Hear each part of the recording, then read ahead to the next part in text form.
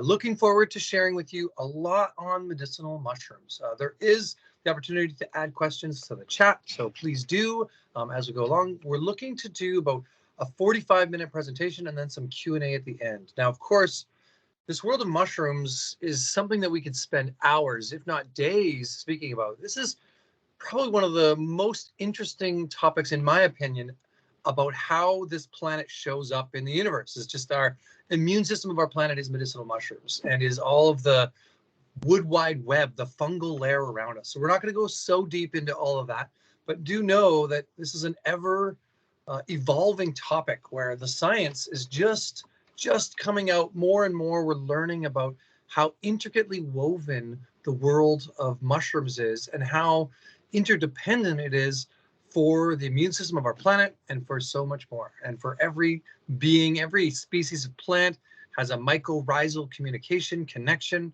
We're just learning so much more, and the science is blowing my mind. So I'm really excited to be here with you to share on medicinal mushrooms. So as we go along, I do have a couple of co-hosts from Harmonic Arts, and I want to give a big shout out to Nutters for holding space and creating the opportunity for you to take in these types of educational events. So big shout out to them for hosting this, and to all of you who are loyal customers to Nutters, just make sure you give them a thanks when you go into the store and say, wow, that webinar was amazing. Or maybe this webinar isn't amazing. And you're like, yeah, that guy, I don't know about all those mushrooms. They seem kind of crazy. But either way, my name is Yarrow Willard, and I will be your host tonight. I'm very excited. I'm the co-creator of Harmonic Arts, and we'll get into that as we go along. But I do have with me Tasha, who is our rep. And I don't know if Tasha is able to turn off her video and just give a wave, say hi. She'll be here. And Amanda, our education manager, who is going to be really helping through the chat. So if you have questions, they're going to be diving into the chat. These two ladies are powerhouses and know a ton about this topic too. So if you ever get a chance to speak with Tasha in the store, please pick her brain. She knows a lot more about mushrooms than she might lead you to believe. Anyway, yeah, really excited to be here with you all. And yeah, let's get going. Like I said, 45 minutes or so. We're going to try and keep this to an hour, but we're going to condense 4.5 billion years worth of content into that. That's about how long mushrooms have been on our planet.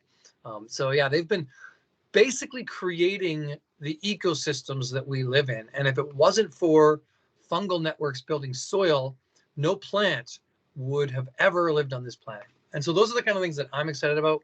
Tonight, though, we're really going to unpack medicinal mushrooms. But before we do, just want to make sure, give a little shout out in the chat to those folks in the chat so you can all see each other. This is your digital campfire where you can talk and ask questions and also share where you're from. So first off in the chat, if you found the chat, let us know where you're coming from. And if you're drinking anything interesting tonight, to me, I've just got plain old, boring, vibrationally tuned, enlightened water. This is my one of my favorite beverages of choice, of course. And maybe you're having tea, whatever that might be. So let us know in the chat where you're coming from, where you're joining us from, and if you were, what you're drinking. So I'm joining us from the unceded territory of the Comox First Nations here on Vancouver Island. This is a beautiful land. I am really excited to be a caretaker of this land in the modern age and to really be tuned into this part of the world.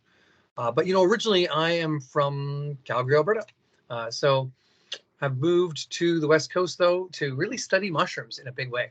And that's where we started Harmonic Arts. So as I kind of I'm seeing the chat light up. We got all kinds of places, folks coming from all over. So thank you for joining us and really just appreciating you. Wow, somebody from Australia. But appreciating you and taking the time to spend with us. All right. One of the biggest things I believe is that time is your most valuable resource. So for you to take the time to spend with us tonight, really just appreciating that. I hope that we grow a little bit of this mycelial connection and get a little more mycolonized into the world of mushrooms. I hope to impart with you a little bit of confidence on why you might want to work with medicinal mushrooms, some of the benefits of them, and some of the differences between the types and quality of mushrooms available in the market. So first off, I'll start with our story though. Harmonic Arts is really a company founded by herbalists. My partner and I did our clinical herbalist program. And when we came into the world of working with clients and working with health, we realized that there wasn't really access to the type of ingredients and the type of products we wanted to work with. This was about 18 years ago. And so we developed Harmonic Arts really as a medicine bridge in our intention for people who wanted to find their own health path through working with plant medicine.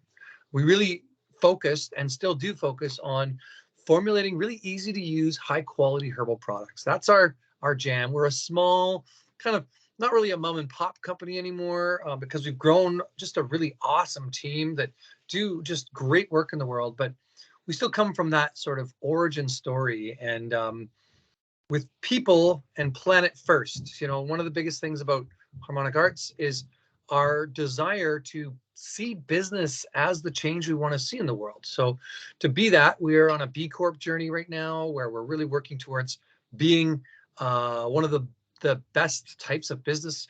We work with sustainability in our compostable packaging.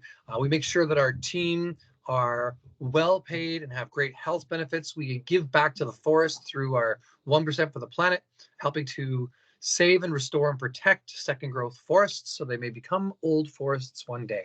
These are all just a few of the initiatives that kind of set Harmonic Arts a little bit apart from some of the companies in the business world. We really believe that helping to create a better future is the responsibility that all businesses should share. And so we don't cut any corners in that way. All right, I see people from all over. I see somebody drinking some Harmonic Arts 5 mushroom drinking chocolate. This is one of our favorites, of course, but I like to upgrade it just for a quick hit on that. I like to add to the 5 mushroom drinking chocolate. I really like to add in a couple of tinctures sometimes if I'm taking them. One's like, if it's evening, I might take our Feel Calm. If it's a set of energy, I might be taking a bit more of an energy or tonic herbs, things like eleuthero. If it's immune support, I might add some astragalus. So I like to add in powders and tinctures and all that stuff to the elixirs as we go. Okay, so back to our story. Really, my wife and I, this is Angela, myself, and our children. We're both clinical and master herbalists. I'm also the director of Wild Rose College of Natural Healing. My father created that school back in the 70s, in 1975. That's Dr. Yarrow Willard. And I've since inherited really driving and growing the school's capacity to support people with plant medicine, as well as the co-founder of the Canadian Herb Conference. So if you haven't heard of the Canadian Herb Conference, I want to just invite you to check out that. We do an in-person event on Vancouver Island every second year, and we do one in the Kootenays every other year too. So this year in July, we'll be throwing an event in the Kootenays for really herbalists to come together or people who are inspired by plant medicine to come together. And we also do an online Canadian Herb Conference event. That's at herbconference.com. And my wife, I like to say she's part mermaid. You know, she got into this world of herbal medicine through Ayurveda and through yoga and through that, but since kind of really became a phycologist and has been researching seaweed for the last 15 years. So she brings a lot of that knowledge to us, as well as really has supported in many of the formulas that we craft and have worked with at Harmonic Arts. So between us and with our great education team and with our great quality control and sort of product development team, we're trying to be the growing edge of supporting people with their health through plant medicine. Okay, so really our story though today is all about mushrooms. What are they and how do they show up and how can we use them as medicine? So really what we call a mushroom could also be called what I would say a macrofungi. So similar to how seaweed is a macroalgae, whereas spirulina or chlorella are microalgae, mushrooms are macrofungi, whereas candida, that's in your gut, or that mold, that weird thing growing in the back of your fridge that you should have taken out a month ago, you know, that Tupperware, you know that one, that's growing a microfungi. So if it doesn't produce a fruiting body, it's not really a mushroom, it's a fungi. Whereas the ones that produce fruiting bodies are macrofungi. And so on this planet, we've really discovered over 10,000 species of macrofungi. We know of there's at least 1.5 million species of fungi. We haven't cataloged them all. We haven't categorized them all. Some of them really only show up every once in a while, every few years in the perfect weather with the right conditions. They'll fruit in some cases, some fruit every single year. But the reality is that we only know about 2 to 10,000 species by name, and only about 10% of those, we think that's only about 10% of what's actually out there on the planet. So there's a lot of fungi we just don't know about yet. And the biggest thing, and I'm kind of jumping here, but the biggest thing that I think is one of the reasons, if I'm looking to the why they work so profoundly with health, because they really do. It's amazing, all of the different chronic illnesses and imbalances, cancer fighting, blood pressure, immune system regulating, cardiovascular support, microbiome support, anti-inflammatory support. Part of the reason that we believe that they have all of these benefits, many of these top mushrooms, is because they actually share a similar heritage to us. So we're more closely related to fungi than we are to plants, up to 67% of the same DNA, whereas we have much less close genetic relativity to most plants. Hence, part of the belief is that because we're similar genetically, many of these medicinal mushrooms have figured out strategies to deal with pathogens and to deal with dysbiosis and dysregulation to help support us in our health path as well. They haven't figured out to help support us. They figured it out for their own health, and that actually is imparted as wisdom onto our bodies, so they become more intelligent in how they work with challenges, stressors, and resiliency on this planet.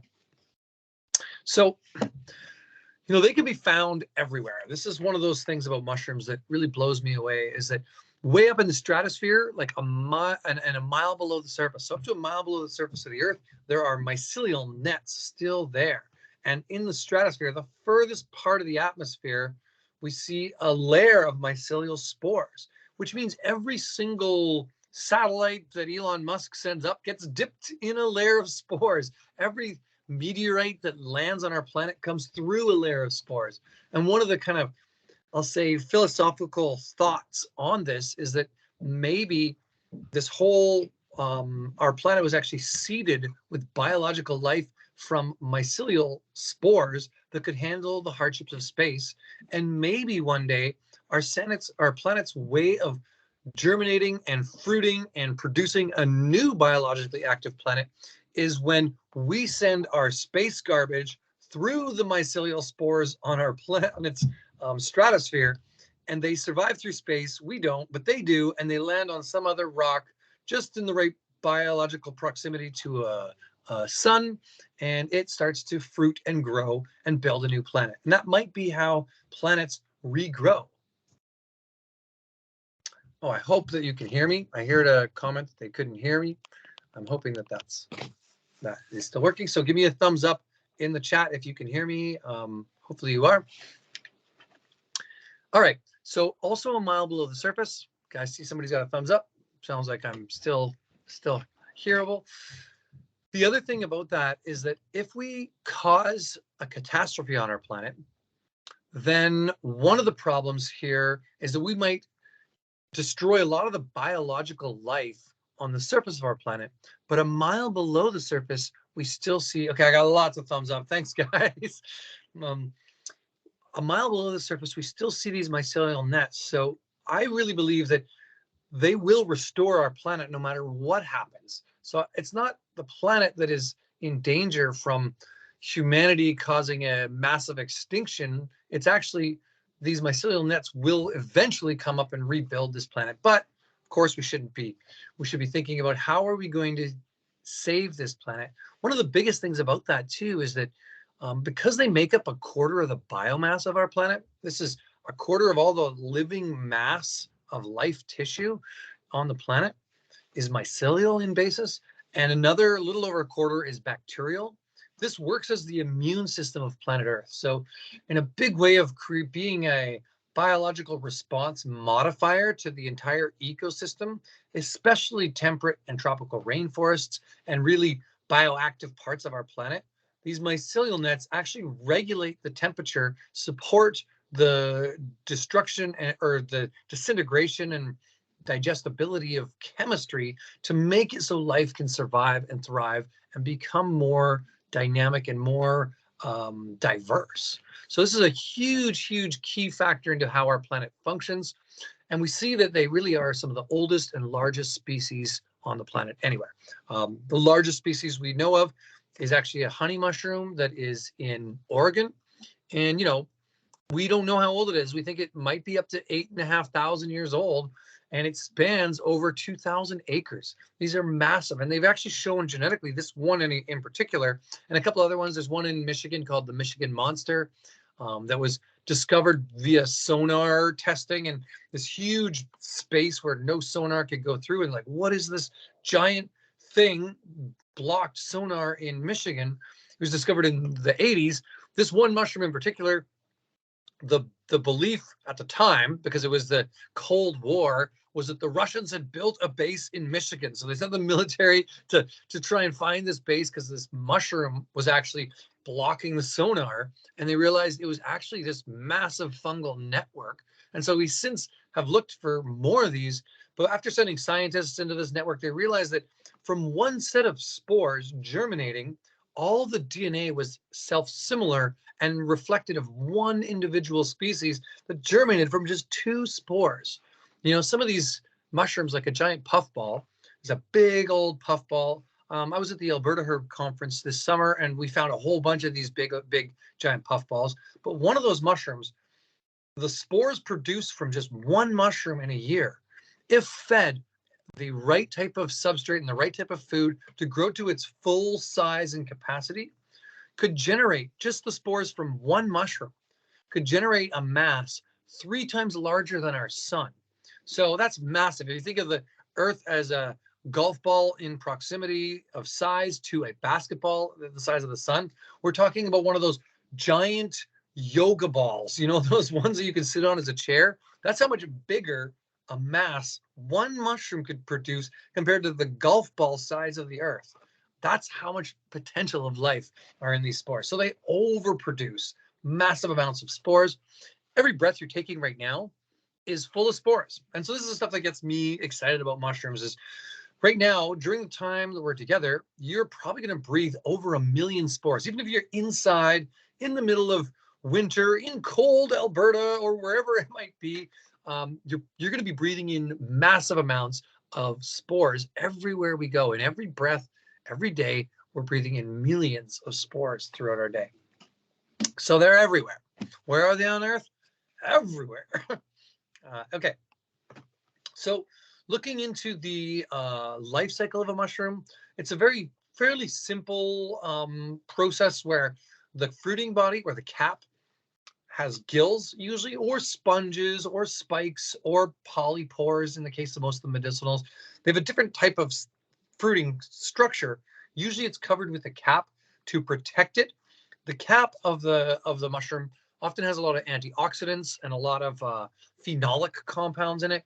And the gills, or the spores, tend to have a lot of terpenes and a lot of these other protective compounds in them. This becomes important as we look at the benefits of mushrooms. Not the entire mushroom or the mycelium actually have the same chemistry. So as it produces spores, these spores go up into the stratosphere or the atmosphere, and they then fall back down into the forest. Give me a second. And once they fall into the forest or into a proper ecosystem, they start to do this kind of kundalini dance, and they have this little mating ritual, and they spin around each other, and they start to grow together. Now, mushroom sex is kind of kinky. They have male on male, female on female, polyamorous relationships, all kinds of crazy things happen in there. But what happens is they end up mating for life. And once they mate for life, they build these webs, these networks, and they keep reinforcing their own mycelial net. And it's pretty amazing what these mycelial nets can do. They find the most strategic way or efficient way to find food sources but then they also branch off and create multiple protection mechanisms through that. As they grow and as they build out these larger networks, they start to build what's called a primordia. And this primordia is grows into this kind of a ball-like shape within the mycelium, and that's what turns into fruit under the right conditions. So when the weather and the humidity is perfect, out comes the fruit. The fruit has that cap to protect it. The stem is really just really there in order to get the fruit up to a place where it can send its spores out. Some mushrooms grow like the shelf conchs on the sides of trees, and they don't have stems. There's many different types, like the puffballs.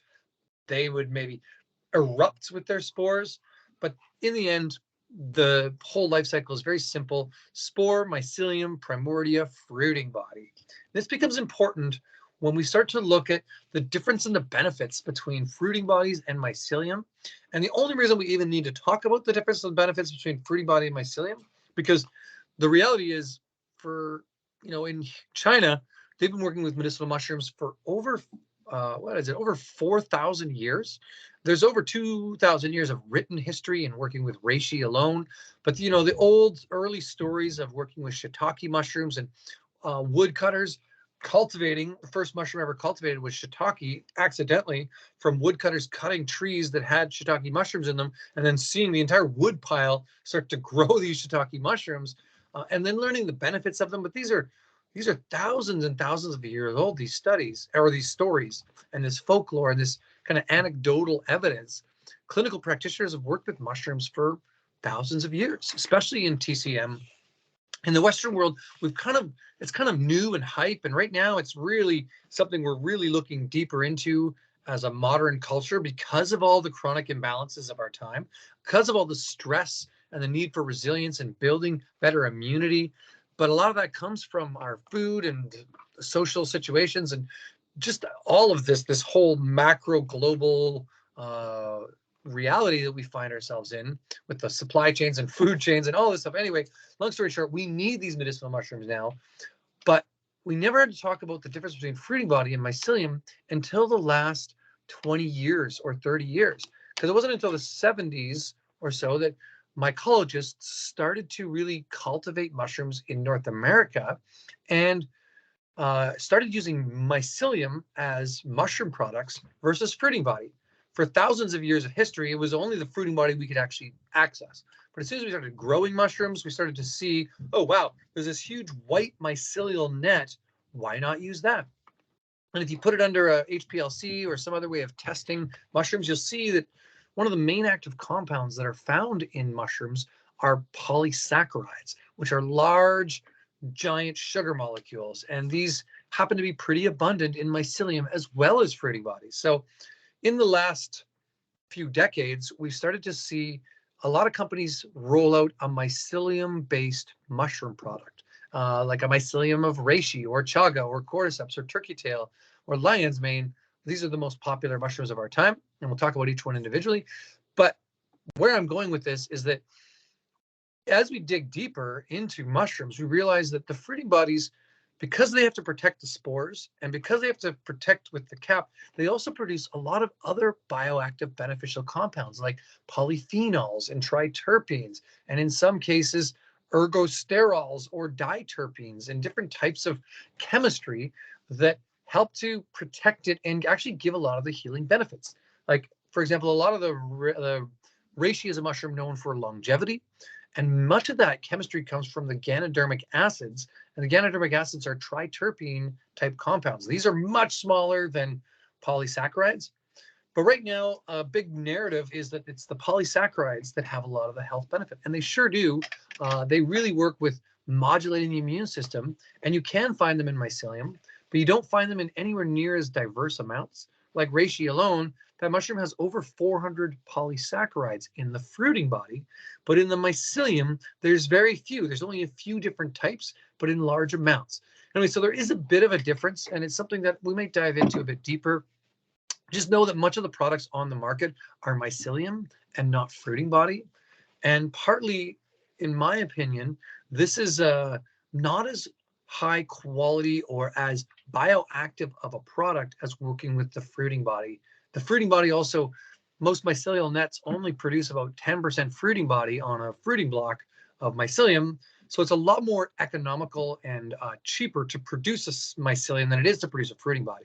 This is part of the reason why companies are doing it, is you can get a lot more product out of selling mycelium than you can out of fruiting bodies.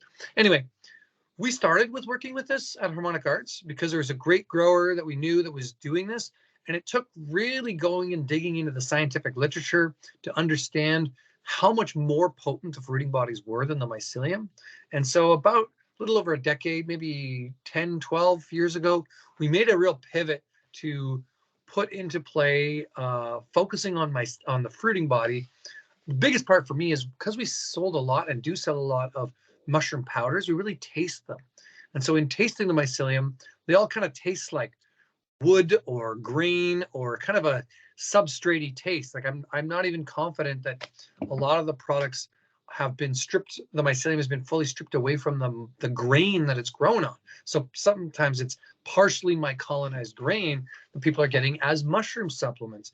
And this is a big problem because there's so many benefits, and it may or may not have many of those benefits if it's a mycolinized grain versus the actual fruiting body, where thousands of scientific papers have been done and thousands of years of clinical and anecdotal folklore medicine have proven the benefits of. One of the best things, though, I will say about mushrooms in general, hands down, one of the most heavily studied natural substances on our planet. So you can go into Google Scholar or PubMed and pull up hundreds of articles on lion's mane, on reishi, on turkey tail, on chaga. There's lots of consumer available knowledge, really, that is scientifically validated, peer-reviewed studies on mushrooms, which makes it really easy for people to get their own information. Just from me, though, to you, I will say, look for fruiting bodies. Hands down, they have much better chemistry in them, more bioactive, more diverse, and more vibrant than in the mycelium. Okay. The mycelium, though, is the intelligent wood wide web of our planet. Jumping into mushroom extraction for a second here, really, there are many different ways you can work with mushrooms. The ones that we work with are very, very specific because you can't eat most of these mushrooms. Like you can't just chew on a reishi. It's very much like wood. It's a hard mushroom. You can't digest all the lignans and the chitin, which is the kind of fiber that helps build up and keep the mushroom strong and what it is. In all mushrooms that you eat, you really should cook, even the button mushrooms. But in medicinal mushrooms, even once you cook them, you still can't eat the actual mushroom. You got to use the water or the alcohol, depending on what it is, to consume the liquid or reduce it to a powder. So in order to make a really high potency bioactive product, the way we work with mushrooms is through a specific extraction method. And it's done very cleanly with no fillers and no like toxic solvents. The only thing in there is other mushroom powder to help support as flow agents for the machinery. But really, it starts with a decoction. So all of our mushrooms are put through a decoction. This is kind of a big, large, we'll call it double boil in trouble, kind of eye of mushroom, wing of mushroom, ear of mushroom tea, right? Like the old witches with the big cauldron. Huge batches of decoctions. That's then, if the mushroom has alcohol-soluble compounds like triterpenes, they're done in a tincture, in that sense, in a big, large vat of alcohol. Those are extracted, and then the liquid is put into something called a vacuum dehydrator, and this helps concentrate it, essentially boiling it at room temperature. So it puts the liquid into a vacuum so that at room temperature, the atmospheric pressure is different and it boils without heating it. So it doesn't denature most of the chemistry. That is then put through a spray dryer, which is here. This picture is me at the other end of the spray dryer, just checking out how they're spray dried. And this makes it really a bioavailable mushroom, almost like a concentrated juice crystal. If you can imagine blueberry juice crystals or wheatgrass juice powder or whatever that might be versus wheatgrass powder. So rather than just a raw product, we now have something that's really accessible in water. So you can just put our mushroom powders right in your water and they become mushroom tea. We actually have a number of juice bars that work with our chaga mushroom powder and hot water, and they serve it as a mushroom tea instead of making the whole decoction themselves. The reason we went to do this whole lengthy step is so that mushrooms could be, one, concentrated, and two, very bioactive, and three, very accessible for people. Again, that's kind of the secret sauce that we stand behind at Harmonic Arts, is how do we make this really accessible and really bioactive and really easy to work with? So most of our mushroom powders are a concentration between a 7-to-1 to a 12-to-1, which means 7 grams or 12 grams of the actual fruiting body of the mushroom goes into 1 gram of the powder, making it so you can actually really get therapeutic dosage at small volume.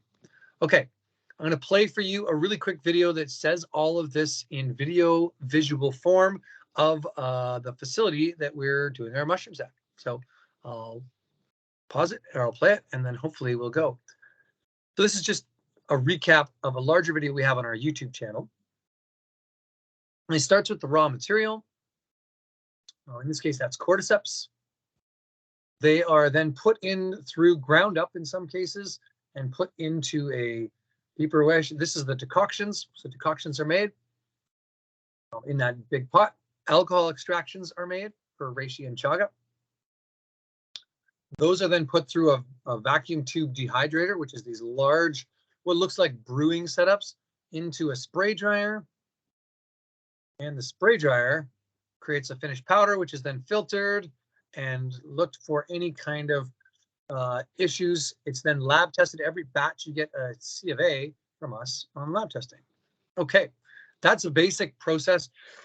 One thing you can also ask all of your stores is if you want to get information on our mushrooms, our reps have all of the certificates of analysis for every batch of our mushrooms and are happy to share with you. One of the best things that we do with that is we do testing for heavy metals. We do testing for bioactive compounds. We do testing for any pesticide residues. Even though all of our medicinal mushrooms are organic, we make sure we test for pesticide residues. Every batch gets tested that way, just to ensure that there's no leakage or titration off of other fields or other places into where the farms are grown. And then each batch is also tested for microbiological contaminants, things like E. coli, salmonella, all that kind of stuff. So we know we're producing a really, really high quality, safe and transparent and accessible information for you around the mushrooms we work with. This is a big part for me. It was like, how do we make sure that people have real transparency and clarity into the quality of mushrooms that we produce and we work with? And then I want to just invite that there's so much you can read and research and learn about each individual mushroom. I'm going to go through some of it right now as we explore the world of individual mushrooms, but this is an ever-growing journey, and there's just a lot more. Like at the Vancouver Island Herb Conference this last year, I did a 3-hour talk. No, it was only an hour and a half talk just on reishi alone, on one mushroom. There's more than enough information on each individual mushroom to really go pretty deep down that rabbit hole of learning how they can be used, and a lot of stories that go along with that. So before we do, here's a little fun exercise. What mushroom are you? And if you can light up the chat with, do you think you're chaga, a dynamic, protective, adventurous person, or maybe you're lion's mane, a creative person with great hair and optimism, or maybe you're turkey tail with a trusting foodie who's resilient, or maybe you're cordyceps, an athletic person who's highly energetic and driven, or maybe you're reishi, a grounded, spirited, big-hearted person. So light up the chat. Let me know, what mushrooms are you? What do you think you are? Maybe you're a mix. Are you like a cordyceps reishi person or a lion's mane chaga person? Let's take a second. Let us know all of the above. Yes, I know. That's why we take the 5 mushroom. That's why we like the 5 mushroom drinking chocolate. I see some turkey tail. I see a few different folks, a reishi, a lion's mane, part reishi. Yeah, we got a bunch of different people, some chaga and reishi people, some cordyceps reishi people. All right. P.S. There was a question, and I'll just say it verbally. We will be sending a recording of this, so you'll get access to this whole recording as we go through it. Cordyceps, turkey tail, lion's mane people. All right, okay, I get it. I'm going to move on. Love it. Yeah, it's just a fun thing. We're going to start with talking about reishi. And yeah, it's more than just a personality, although this mushroom has a lot of personality. This is one of my very, very favorite mushrooms. You can tell it's one of my favorite mushrooms because I have a 22-year-old daughter named Reishi. That's how long I've loved reishi for. And so, yeah, just a really grounding mushroom. This one is the most famous mushroom in Asia. The Forbidden City in China, the emperor's throne, it has this big giant golden reishi on it. I went to visit in China and visit a bunch of mushroom farms and do a medicinal mushroom conference. And in many of the villages and towns we went to, there would be a monk holding a reishi mushroom as a statue. So they've like really given this mushroom kind of a godlike personality or a type of deity. So yeah, it looks like we're having some sound challenges for a few folks. Hopefully you can hear it in the recording. I just muted and unmuted just in case it's dropping on my end. So anyway, this mushroom has been given names like mushroom of spiritual potency, or herb of immortality, or meditation in a bottle, or one of my favorites is spiritual vegetable meat. I like that name because it's like, it kind of looks like fleshy meat, and it looks like a plant, and it's this spiritual empowering mushroom. And really what that comes down to is the byline in China, or one of the bylines, is to protect the academic from their own mind. Reishi is considered to be grounding, to bring us back into our body, to help us ground down, to reduce things like anxiety and tension and all kinds of other erratic behavior in the body. So this means things like heart palpitations and heart flutter, asthma and allergies, to calm down the lungs when they're feeling in a histamine response or in a hysteric kind of shallow breathing, to help deeper breath, hence the name meditation in a bottle, but also to work with circular thinking, things like insomnia and anxiety and tension and these types of things. So personally, if I had unlimited resources, I would dose everyone on this planet with reishi, especially after COVID times. Not only is it good as an antiviral and supportive for the immune system, but it's super good for social anxiety and for like bringing people back into their better selves, in my sense, my belief, or their more grounded, less anxious selves. So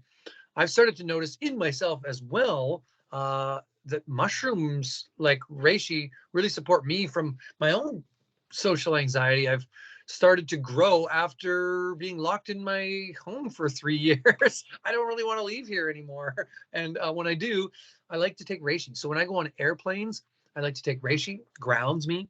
It does come out of TCM, which is traditional Chinese medicine. And for those of you who want to know, and then the other piece around this, sorry, I just realized my battery is needing some support.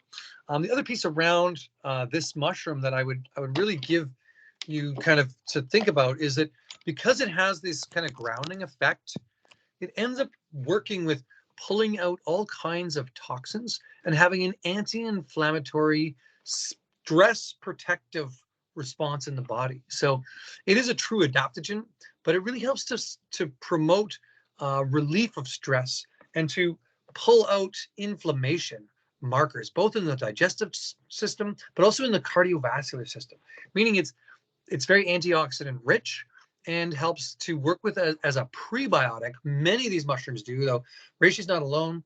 Other ones that are amazing prebiotics for the gut are turkey tail and chaga. But we also see mushrooms like lion's mane, and we'll get into each one of these having a more calming effect to the nervous system of the gut. So really, in the case of reishi, though, its anti-inflammatory effects help to support the microbiome as a prebiotic, so that the different types of bacteria that we need to help us, that we are symbiotes with, the Acidophilus bifidus cultures and all of the other variety that are in our microbiome, have a more healthy environment that they can thrive in. And this is a massive way in which mushrooms work with our immune system, is actually working with dysbiosis and helping to regulate the inflammatory response inside of the body. Another piece of this, like I mentioned, was the asthma and allergies and calming down all of those responses. And reishi in particular has been studied pretty good with or shown to be able to work with radiation protection. So to pull out radioactive isotopes within the body as a bit of an EMF protector too. So in this digital landscape where a lot of us are on our phones and on our computers and our screen time has gone way up. I'll speak for myself. My screen time has gone way up. I live in a forest, literally on the edge of a beautiful ecosystem, and still my screen time has gone up. So in those environments, having things that kind of pull out EMFs and pull out a little bit of the, even though it's really low grade radiation coming through our phones, it's still really one of those more valuable things. So like I said, I would give this to everyone. I would literally put this in the water supply if I could. If I could put reishi in the water supply, I totally would, because I think there's just such a benefit to it. So yeah, one of my favorite mushrooms. You can work with reishi in a capsule, in a tea, in a tincture, or in a powder. The powder, like I mentioned, that we do is more of that kind of extracted format, which is a 12-to-1. In this case, we have a 12-to-1 reishi, and that's really where it becomes really bioavailable. The difference between a tea, though, is that a tea doesn't pull out many of the terpene groups, so you are really best to work with this in a tincture or a concentrated mushroom powder like we have at Harmonic Arts. We also use that concentrated mushroom powder in a capsule form. So because it's concentrated, you really can get a full physiological benefit of 3 to 6 grams worth of mushrooms in 1 to 2 capsules. One of the challenges with many of the mycelium products is that they might have the same dosage on the bottle, but if you go and dig into the scientific literature, you'll see that a lot of these benefits don't come from reishi unless you take enough of it, which means in most cases, the studies were done on 3 to 6 grams of reishi. And there's no way people are taking 12 capsules of a 1-to-1 mycelium powder a day, because it's just too cost prohibitive to do so. So this is one of the only ways to actually, in a capsule form, get therapeutic viability and dosage out of reishi, is to work with a concentrated extract in this form. This is just part of what we believe is, how can we make this medicine really bioactive and for you to actually see the difference and it to be that change in your body. Anyway, one of my favorite mushrooms, like I said, I could spend the whole night just talking about this. Yes, I see in the comments. Thank you for answering the comments too, Amanda and Tasha. You guys are great. There is definitely no caffeine. It does give you a bit of grounded energy, but like I said, meditation in a bottle, it's calming, right? A lot of people actually use reishi for insomnia. So to help calm down the mind from that monkey mind, that kind of circular thinking. So it's one of those ones that I would recommend in the evening. Adding reishi in is a great one after dinner, to have a couple of capsules of reishi with your theanine and with your melatonin or whatever it is you do, or your cup of chamomile tea, if that's you. Okay. This is a reishi farm, one of the ones that our mushrooms grow on. I had so much fun here. This is in Nantong. No, sorry, not in Nantong. It's in the Nine Dragon Mountains, which is a couple of hours, about 2 hours, maybe 3 hours from Nantong. But the way the roads are, it was like a 5-hour drive up a mountainside. And the Nine Dragon Mountains, where this reishi farm is that we get our reishi from, is just one of the most beautiful, pristine places I have been. These are all grown in shade tents. How they grow this mushroom is they bury what are called danwood logs, which is a basswood, the traditional reishi log, underground, that is inoculated with mycelium. So they inoculate the log with mycelium, and then they bury it underground and put these shade tents over in order to grow it. They then put these little mini tents underneath the shade tents to collect the spores. And then these little mini tents go away once they go to harvest the fruiting bodies. Really beautiful to hang out on one of these reishi farms. I just loved it. And I will say that even though we do like pesticide residue tests, there is no way there would be anything like that here, considering it's way up in the mountains and these trees are just a really nice, beautiful tree.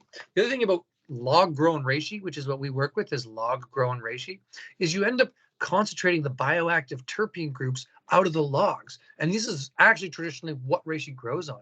So you get a much more potent reishi, not only in the right ecosystem, but also in the right substrate of grown on the right biomass in order to produce a lot of those bioactive compounds that would be found in a wild reishi. So in a way, the attempt here is to mirror the most bioactive reishis we see in the world, which are the wild ones, and create a cultivated, certified organic format of that. That's then concentrated, and away we go. So chaga. Let's talk about chaga. This one kind of took the world by storm about a decade or two ago. It became, there's a couple of people there's a guy, David Wolf, wrote a book on chaga. Chaga got really popular in North America, but it had like 500 years of written history already in Russia and in Finland and Scandinavia, where they had been consuming this as a tea. Many of the Siberian shamans had worked with chaga as both an immune tonic. They would use just the orange parts as an immune tonic and the black parts as a immune stimulant. So the black parts contain, so if there was, and also as a cancer medicine. On the black is the outer sclerotia. This isn't a true mushroom. It's kind of like it looks like a big wound on a tree or a big black scab on a tree. It does produce much of those bioactive chemistry, but chaga is a little different from others. It is more of a, what would I say? It's more of a symbiote with the tree. So chaga works as the immune system of the tree. I just saw a question come up, so I'll answer it really quickly live. Where are our farms? Well, every single farm for each mushroom is in a different place based on where the mushroom grows best. But most of them that we work with are in Asia. The chaga is in Siberia, in Russia. We do work with chaga teacut, which comes out of Canada. But because we really like to do the concentrated extract, we work with the Siberian birch-grown chaga in that case. And like I mentioned with the reishi, that's in the the Nine Dragon Mountains, which is a pristine part, but that's in China. I've got a few friends here who grow reishi. Nobody's doing it at a commercially viable scale here. The only people doing it in North America that are doing it are selling mycelium at a commercially viable scale, which are other companies. I'm not going to name them, but they're on the market. You'll see lots of companies growing mycelium and selling mycelium-based products, or what they might say is primordia, but not fruiting body. The challenge here is, as I've already mentioned, those aren't as bioactive in a lot of ways. So, yeah. Okay, I'm going to hold some answers, more answers till the end, so I get through the content. Thanks, guys. So chaga, let's go back to this. If it's grown on a birch tree, it contains a lot of betulinic acid from the birch, which is amazing. This is a really bioactive antioxidant. This then concentrates and converts, and it contains a lot of terpene groups, one of which is superoxide dismutase, which is actually a phenol group. And this is a very potent free radical scavenger. Your body already produces it, but it's really rich in chaga. There's hundreds, I think there's over 200 bioactive compounds in chaga alone, between the terpenes and the betulinic acids and the phenolic groups and the sterols and all of the polysaccharides. There's a massive amount. There's things like germanium in there and zinc and copper and all kinds of great chemistry. Anyway, this mushroom ended up getting a lot of fame for its anti-tumor effects for working with cancer, right? To be really beneficial for cancer treatment and to really support that way. People are now using it. In Russia, they have a pharmaceutical called Bifungin, which is a cancer pharmaceutical based on chaga.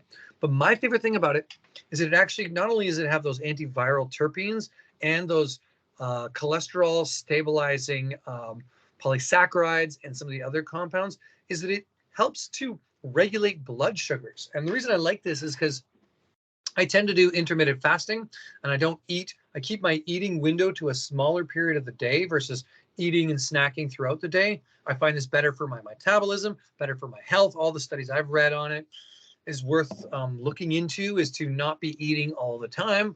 But long story short, chaga is a great tea to drink in between meals because it stabilizes blood sugars. It's also a great one if you're going to go out dancing or you're going to do some kind of heavy exercise or do something like that, chaga tea works really well. It tastes amazing. It has vanillic acids, so it has a bit of a vanilla kind of coffee-ish flavor, no caffeine again, but just a really beneficial, tasty mushroom. So I'll stop with that. Know that this is one of my favorites for being able to use, being able to use as a base for different drinks. So when I'm making a 5 mushroom drinking chocolate, I might start with chaga tea, or I might use our chaga powder as a tea in itself, just to kind of to make a lazy chaga tea. Just take a scoop of the powder in hot water, stir it up, bam. Might add in a few other herbs if I want, maybe some fat like butter or cream or oat milk, blend that up, make a little herbal latte, and we're golden. Okay. Maybe if we had turmeric, then we're golden. We got a golden milk. Okay. Anyway, going on to our next mushroom, because I do realize as much as I love to share with you, I've given you a bit of a time, or I've given us a bit of a time constraint. So we only got about 7 more minutes here. So I'm going to try and bounce through as much of this as I can. And then those of you who are able to stay for an extra 5 or 10 minutes of Q&A, we will stay at the end for that. But we're just going to talk through the last few mushrooms. Lion's mane, this one, as I thought chaga took the world by storm, this one took the world by storm times 10x. Lion's mane has now become the most popular mushroom in North America.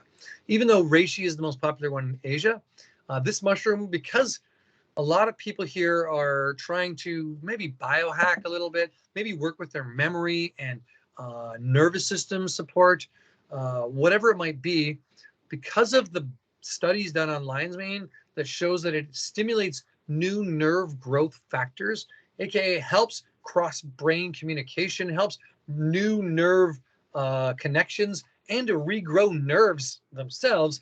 People are all over the lion's mane. Everybody wants that edge. The CEOs of big companies want to remember things. They want to have an edge over the millennials. The millennials want to have an edge in their environment. Many tech professions, many people are using their brain more than their body now for work. And so with that, and with also the distraction of social media, and even just like all marketing and media is like flicker vision nowadays. And there's just things going on all around us. Most people are doing like 10 times more distractible tasks than they ever were. There's just so many different forms of that. Lion's mane might be one of those mushrooms to support our cognitive function, increase our focus, and really help us with our memory. So hence it's become the most popular mushroom in our part of the world. But I have to just step back and say that this was never a medicinal mushroom in the beginning of days in China. It was considered happy tummy mushroom. So its origins, again, come from Asian culture. We do have an analog here in North America that's not been heavily studied, and that is the bear's tooth mushroom.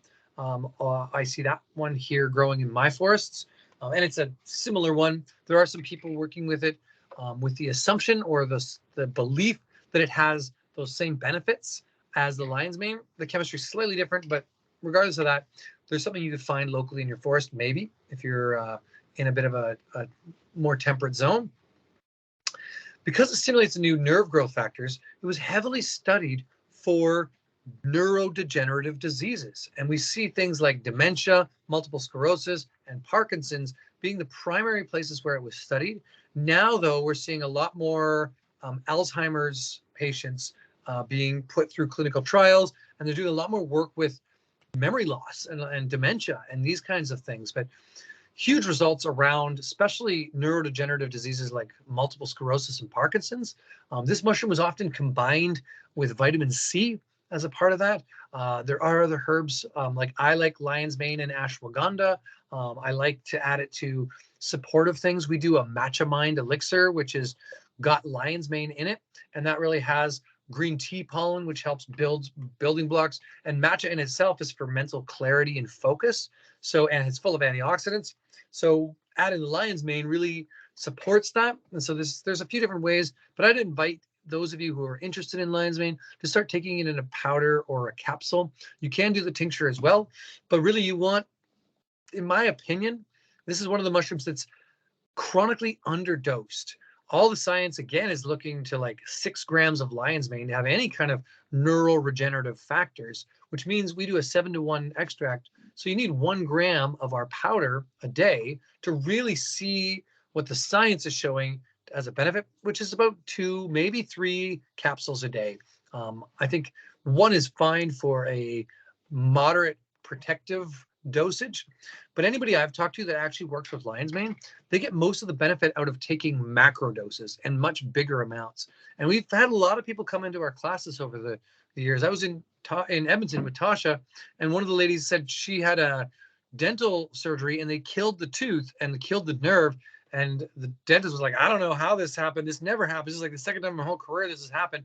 And she was pretty upset, and yeah, no feeling. But after consuming a bunch of lion's mane, all of a sudden she started to regrow the nerve in her tooth and started to get pain back. Went to the dentist, like, what's happening? They actually showed the nerve regenerating there. And I'm not going to say it's going to work with your own nerve regeneration after having dental surgeries and stuff, but this was just one study, one thing.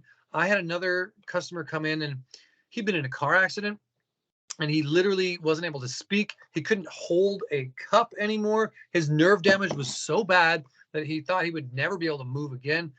Looked up on the internet, found out about lion's mane, started buying pounds of lion's mane off us directly and taking spoonfuls. And he came into the workshop just to tell me how, like, it's because of lion's mane I can talk again. I can hold a cup. I couldn't even sit through anyone talking for 20 minutes before. My nerves were just so shot. So I get this kind of anecdotal evidence in my space, but I also see this all through the internet, sprinkled in the literature. A lot of people are starting to use this for their own kind of form of biohacking their mental cognition. And so it's just one of those great ones. I will say it also works with gut health. Like in China, it was known as happy tummy mushroom. Well, lion's mane supports the nervous system of our belly. So those butterflies in the tummy, that nervous stomach, lion's mane can be a really good one as a food or as a medicine that way. Okay, this is a lion's mane farm. This is in a place called Gutan, and Gutan really translates to ancient mushroom farm. And so, yeah, that means really this is an area of China where there's a big open valley, and this is not near big cities. Just to be clear, a lot of people have a lot of FUD on China. And yeah, the eastern seaboard of China is just city after city after city after city, and the ports are toxic, and there's lots of bad stuff going on there. But as you go inland, deeper in there, you start to see these things. Okay, I'm gonna just, let's see. You see my picture? Anyway, okay. So Gutan is this really beautiful kind of watershed where mushrooms thrive. And so they grow all this lion's mane there. And that's me hanging out. I've done a few videos on lion's mane. They are on my personal Herbal Jedi YouTube channel. You can check out us visiting the farm as well as the reishi farm. And I think Harmonic Arts has a bit of content on our YouTube channel and on our social media platforms, more and more on lion's mane. Plus our website, of course, can give you more information on this. Last 2 mushrooms, and I am going a little over time. I'll just jump into turkey tail really quickly. This is the one that is most heavily studied for cancer and is used in Asia as basically a pharmaceutical. A derivative of turkey tail is PSK, is used for treating cancer in hospitals as well as aftercare, going along in conjunction with chemotherapy, especially in Japan, but also in China. This has been well vetted as one of those things that is used as part of their standard protocol. So we're seeing more people here in North America jump on turkey tail for that type of medicine. But it's also like been heavily studied for HIV and for as an antiviral. And I think turkey tail is one of those ones that helps support us with retroviruses and things that come back.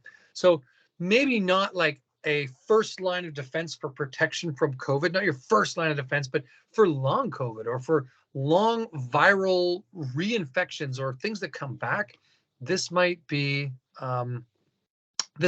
part of the protocol I would look at. Now, I would also, just as a protective for your overall immune system, I'd be using all 5 of these medicinal mushrooms that we're talking about tonight as a general maintenance. And the way I would dose that would be doing it throughout the year in cycles. So I usually do like 3-4 cycles of medicinal mushrooms a year, and then I add them to my coffee and I add them to my hot chocolate, and I take them more haphazardly on a regular basis. But I'll do like a batch of 3 to 4 weeks of taking medicinal mushrooms every day, at least 3 times a year, as sort of my standard maintenance for crafting a really vibrant, healthy, and resilient immune system, just overall. So when things come around, I rarely get them. And if I do get them, they're fast moving and through my system quickly.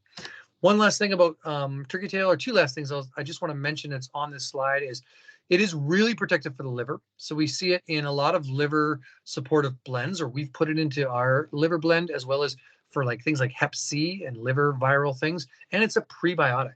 Okay. So the other thing, the next mushroom we're going to talk about, because I'm going to try and go through this, is cordyceps. I love this one.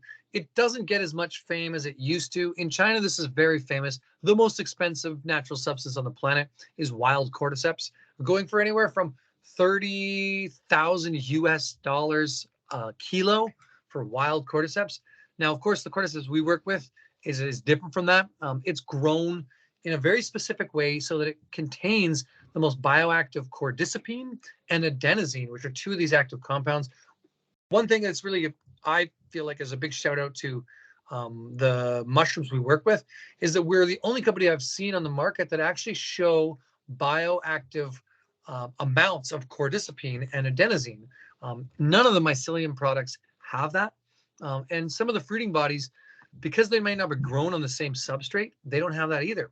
We work with a specific substrate that was designed through the Hung Sao University to grow the most bioactive substance, like cordyceps on the planet. So yeah, and I don't have time to go into the whole story of that, but just know that this is a big part of our cordyceps research, was like understanding how to get those bioactives in there and what kind of substrate it can be grown on, what type of cordyceps. You can't really use mycelium to see any of those active compounds. So you really need a fruiting body and grown on the right substrate. But what does it do? Well, I like to think of this one as like the super adrenal tonic, the one that helps to work with stabilizing cortisol response and is a biological response modifier to stress. It opens up the cardiovascular system, opens up the bronchioles so we get better oxygenation into the blood. Many athletes are using cordyceps to really enhance their athletic performance, get less lactic acid buildup in the muscles, that kind of burn, and to really not just oxygenate the cells, but to work with the fight or flight response and to help to work with kind of all those types of adrenal support. This also means that it makes us more embodied. So we're more vibrantly, like blood flowing through, oxygen flowing through, which means we get a bit more libido and a little more fertility. One study I saw done on chickens was that, this was done in Africa actually, at the medicinal mushroom conference I was at. This guy was presenting on 30% better or more production out of eggs from chickens fed cordyceps. So they actually had, these farms were getting 30% better cordyceps, 30% better egg production out of their chickens when fed my colonized cordyceps grains, which I thought was just super cool. So overall, this is just one of the better mushrooms for energy. Those of you who like to work out, or those of you who have a bit of adrenal burnout. So if you've been one of these like power people your whole life and you're now feeling like over sluggish, overtired, adrenal burnout, cordyceps might be the right mushroom for you. I'd probably pair that with reishi. That's my very favorite mushroom combination these days, is reishi and cordyceps. Although I do like the lion's mane, of course. But yeah, that's kind of our 5 mushrooms that we're going to talk about tonight. This is the dragon cordyceps. This is me hanging out on the farm. This one is an indoor growing facility. They're grown in these buckets, and they're done on a mycelial base of an organic non-GMO corn, or not corn, soy for the protein. So it mirrors an insect. It's a soy base and a rice base, both organic and non-GMO. There's also a few other minerals and a coconut fiber bran added into that substrate to make it really the best substrate for growing bioactive cordyceps. But hence it's grown in these tubs versus most of our other mushrooms are either wild grown, wild cultivated, like the turkey tail is wild cultivated and the chaga is wild cultivated, or log grown, like the reishi. So anyway, and the lion's mane is log grown, or log engineer grown. Like it. Anyway, long story short, that's a little bit about our mushrooms. We've got all of this sourcing and stuff on our website. We do rigorous lab testing, and just wanting to kind of invite you to check out the mushrooms from Harmonic Arts. We put them into all kinds of products. I'm a real fun guy. Our team are real fun gals and fun guys. And we really are obsessed about giving you the best quality mushrooms with no fillers, no diluters, high quality bioactive compounds, and the greatest variety of those compounds as well. Many of the forms, these are kind of a slide that you can pause it in the recording and look at. These are the different concentrations. And really to find the right one for you, we offer capsules, we offer powder, we offer tincture. I'll say that the powder has the most bang for your buck, but it can only really be used either by the spoonful or added into yogurt or soups or salad dressings or teas or all that kind of stuff. The tincture is really easy to work with because it just drops under your or on your tongue, and you can titrate the dose really well. And the capsule is the most convenient for those types of people who want to work with capsules. And if you're already taking capsules, then I recommend the capsules because that means you'll use it every day. But the powder is my favorite. That's just me. Okay, so thanks for joining us. Again, you can learn way more at Harmonic Arts on our website. We also got great social platforms, so give us a shout out and let Nutters know that you liked this education and you want to see more of this. It's really important for you to get this type of education as customers and to learn more. And you can check out all of our videos and all of that type of stuff at harmonicarts.ca. Links to our socials and YouTube and all that stuff are there too. I'm going to just do some Q&A if anybody wants to stick around. Other than that, those of you who don't want to stay around for the Q&A chat, please just thank you for being here. Really appreciate your time. Hope you have a wonderful night. And yeah, just really appreciating and honoring you in this moment. And I hope that you start to work with medicinal mushrooms to support your health and overall vitality strategy on planet Earth. Amanda, is it possible for you to ask me any questions you thought were highlighted? So I don't have to. Yarrow, I just wanted to thank everyone for coming this evening and to remind everyone that we will be sending out a recording of this. So please feel free to share with friends and family. And the first question that we would be good for you to answer, Yarrow, is curious if lion's mane would help with regaining smell after COVID. Yeah, because there's a little bit of a nerve piece there. I don't have any like I haven't asked my community, and I didn't notice that myself. So I can't give you a definitive yes. But based on the way that it works with the chemistry, I am assuming it will. So I would maybe want to field that out to some folks I know to see if they can give you an overwhelming yes. I've had clients, some of the herbalists I know do work with that. They work with lion's mane pretty regularly, and it's one of those things that it would be my first go-to is like, yeah, let's support the nerve regeneration here and also work with that. So I think it might be able to, but I can't give you a definitive yes because I haven't experienced it myself. I mean, I've experienced COVID, but yeah, anyway. And the next question is, how about dogs? Would benefits seen in people possibly happen in dogs? Dosing information as well, for anxiety and fear. Love it. Yeah, that's a great question. And that is relatively actually one of the best ways to work with animal care. And we have a lot of vets that work with dogs and cats and medicinal mushrooms. So dosage, similar to working with children, it's about body mass index. So if 3 grams to 6 grams are good for kids or for adults, then you would want to do half that dose for kids. Or if you have a really, really small dog, you're wanting to do like 1/4 to 1/8 of that dose for your dog. So I would definitely buy the powder. Don't work with tinctures with dogs and cats. With horses, as Tasha's kind of asked, you would need a bit bigger of a dose. But especially because a lot of these animals, our fur friends, don't live as long as we do.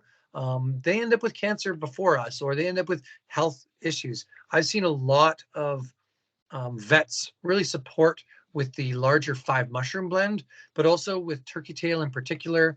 And yeah, we service a number of vets at Harmonic Arts who find these to be really beneficial for their customers who have or clients who have animals.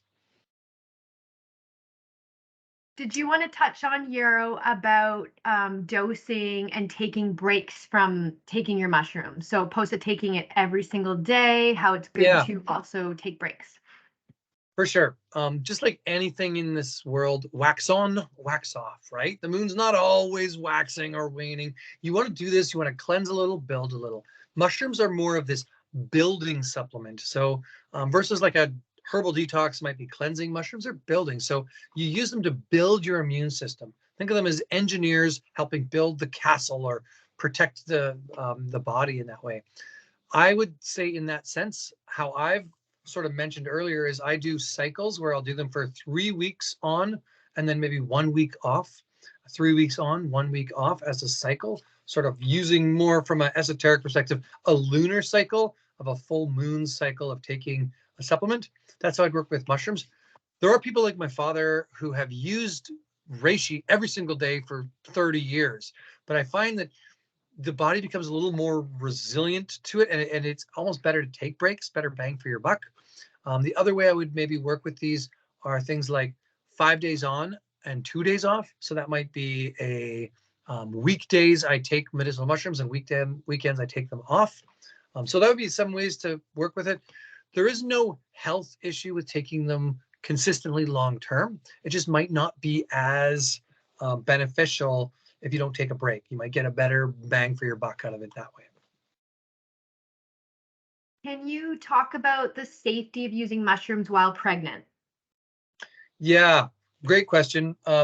Lots of herbs are counterindicated during pregnancy. Most herbs are. Herbs that have a diuretic or laxative effect in the lower intestinal tract, especially in the first trimester, are not herbs I would choose to work with at all during that. They can become abortifacients or create miscarriages. Mushrooms are less of a danger this way. I've known a number of women who have used medicinal mushrooms as their main immune support during pregnancy. That being said, I would not take medicinal mushrooms or recommend them during that first trimester. Really, just try to keep as low on your health regimes as possible during that time. Not until the second or third trimester would I be recommending medicinal mushrooms as a support. And of the ones I would probably recommend, reishi and chaga are the two that I would most look to work with in that way. I wouldn't consider, but it might. I haven't actually seen anybody do any studies on this, but whether lion's mane has a beneficial effect in the nervous system of a fetus. But know that the ones that have really immunological benefit, like turkey tail, lion's mane, and reishi, those are ones, turkey tail, chaga, and reishi, those are ones that many women have like sworn by throughout their pregnancy as their best immune support, because most of those immune herbs are counterindicated during that time. And same thing with breastfeeding.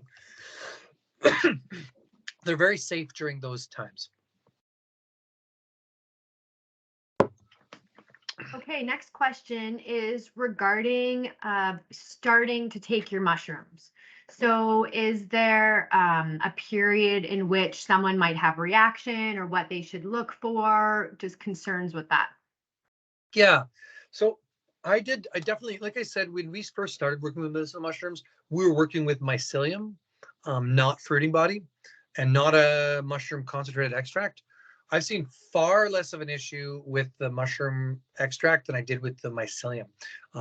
We had a number of customers when we first started working with mushrooms saying like, oh, they get like it was indigestion or not very well. They wouldn't digest it well. And I wasn't sure what that was, but it has to do with eating indigestible fiber in the mushroom. So with the concentrated mushroom extracts, you really don't see any of those kinds of digestive upset issues.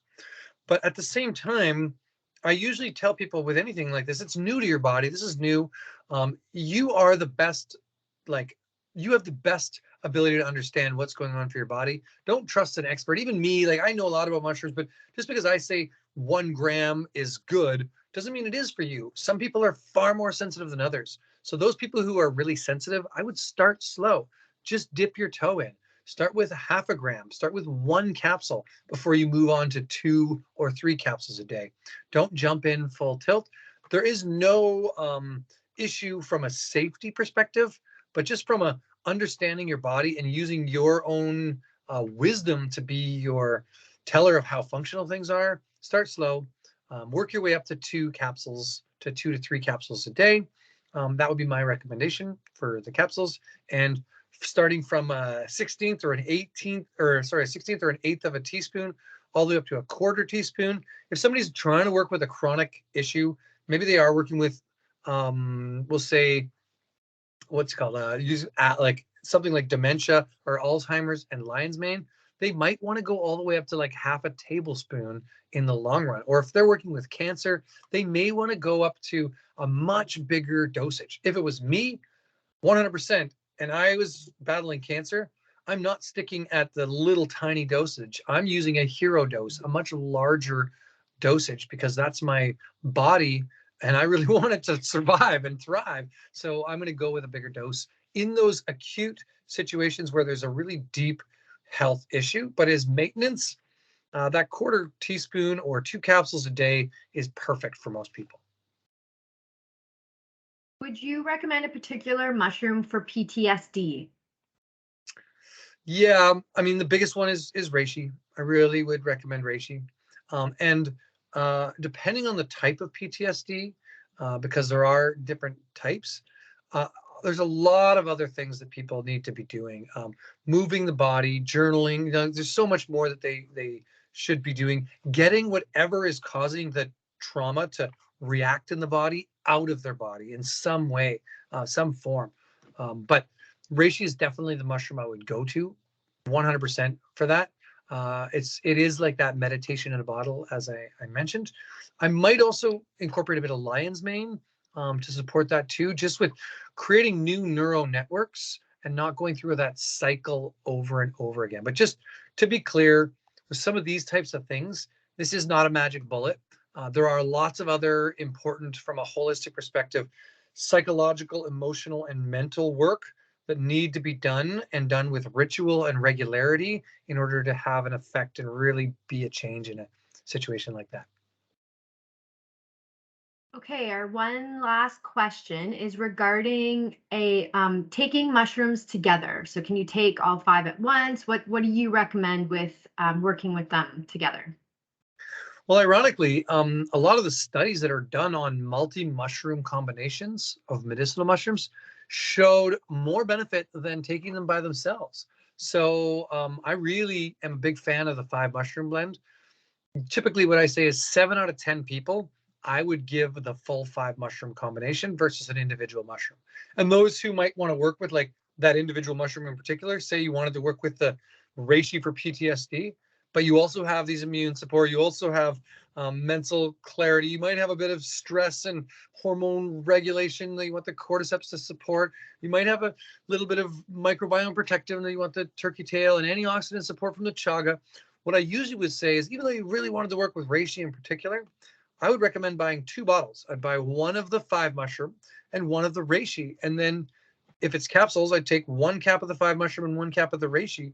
Therefore, you're doubling up and getting a lot more reishi than one you want to work with, but you are getting the benefit of all 5. If it's a powder, I would take a 1/4 teaspoon or an 1/8 of a teaspoon of the 5 mushroom powder, mix it with a 1/4 or an 1/8 of a teaspoon of the reishi, and then you're getting that further reishi, or lion's mane if that's the one you want to work with. Or if it's cancer treatment or something like that, and you're looking at turkey tail, I would recommend that same sort of strategy of a 1/4 teaspoon of turkey tail and a 1/4 teaspoon of the 5 mushroom. So you're getting the benefit of what a lot of the science is showing, which is multi-mushroom combinations are more effective for the immune system, and the benefit of the individual mushroom you're taking. So that would be my approach and strategy. Okay, one last question. What are the benefits between eating fresh or taking a supplement like a powder tincture of mushrooms? So first off, um, with like fresh mushrooms, we're talking about foods, right? Those are very different bioactive ones. You can't really eat reishi, you can't eat chaga, you can't eat turkey tail. They're all really hard. You can eat lion's mane. So in taking a fresh lion's mane, this is traditionally how it was prepared in China. It was made into a soup. lion's mane was classically made into happy tummy soup, right? That was it. That was what it was for. And it would calm down the nervous belly and people with kind of that type of thing. So I think lion's mane could be really great incorporated as a food. But again, it was a soup. It was decocted. So never eaten fresh and raw. Don't eat any mushroom raw. Even those ones people put on salads, they really shouldn't be eaten raw. You'll notice when you saute those mushrooms, they are far more digestible and far tastier than they are when they're raw. So really, yeah, no mushroom should be eaten raw. And fresh, I've eaten fresh reishi. I really love the reishi spore pad. And when I was in China, they do have a way of preparing reishi as like a steamed vegetable. And they just use the young growing edge, but it's very uncommon. Only really high-end places had a fresh steamed reishi on the menu. But they eat tons and tons of other mushrooms. Those don't have as many of those benefits. A lot of the edible mushrooms, though, just to kind of put icing on this, they have a lot of benefits around cardiovascular health, antioxidant support, blood sugar stabilizing, and kind of that regulation of the body. So shiitake, maitake, oyster mushrooms, these are all really good edibles, but they're not the same immune support as you're going to get from the ones you take as a medicine in a dried or tincture or concentrated mushroom capsule. Okay, great. That is all of our questions. Awesome. Okay, well, thank you for sticking through to the end, those of you who have, and really celebrating some new mushroom education. Hopefully you learned something tonight. And yeah, if you're interested in working with our mushrooms, know that Nutters is supporting us here. They're a great health food store in your community. So give them a shout and some love and pick up your Harmonic Arts products there. You can learn more, of course, on our website and in other places. All right.